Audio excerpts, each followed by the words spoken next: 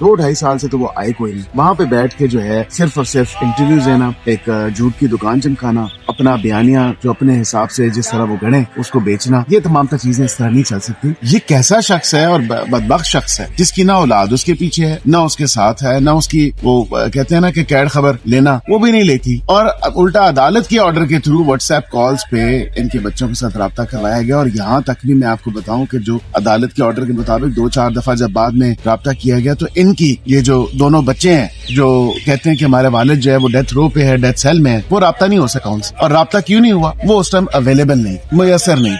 वज़ीर मुमलिकत बराए कानून और इंसाफ बैरिस्टर अकील मलिक ने मुल्क की मौजूदा सियासी और कानूनी सूरत हाल पर हुकूमत का दो टोक मौक़िफ़ पेश कर दिया है। एक निजी प्रोग्राम में गुफ्तगू करते हुए उन्होंने बानी पीटीआई के बेटों कासिम और सुलेमान खान की पाकिस्तान आमद के हवाले से कहा कि अगर वो अपने वालिद से मिलने आना चाहते हैं तो हुकूमत उन्हें मुकम्मल तौर पर वेलकम करेगी और उन्हें GINU कहेगी। बैरिस्टर अकील मलिक का कहना था कि हुकूमत को इनकी आमद पर रुकावट डालने की कोई जरूरत नहीं, बल्कि हकीकत तो ये है कि उन्हें 2 साल पहले ही पाकिस्तान आ जाना चाहिए था, मगर वो अब तक नहीं आए। बैरिस्टर अकील मलिक ने बानी पीटीआई के बेटों के हालिया इंटरव्यू पर हैरत का इजहार करते हुए कहा कि इनका ये दावा कि उन्होंने वीजा अप्लाई किया है हकीकत पर मबनी नहीं। उन्होंने वाजिया किया कि हुकूमत ने पहले भी ऑफर की थी कि उन्हें 24 घंटों में वीजा दे दिया जाएगा, लेकिन इनकी जानिब से अब तक कोई राब्ता नहीं किया गया। वजीर मुमलिकत ने सख्त अल्फाज में कहा कि अगर वो अपने वालिद से मिलने नहीं आना चाहते तो ना आए, लेकिन कम से कम इस हवाले से झूठ तो ना बोलें, क्योंकि रिकॉर्ड के मुताबिक उन्होंने किसी वीजे के लिए राब्ता नहीं किया। इसी प्रोग्राम में गुफ्तगू करते हुए बैरिस्टर अकील मलिक ने कानूनी मामलात पर भी बात की और बताया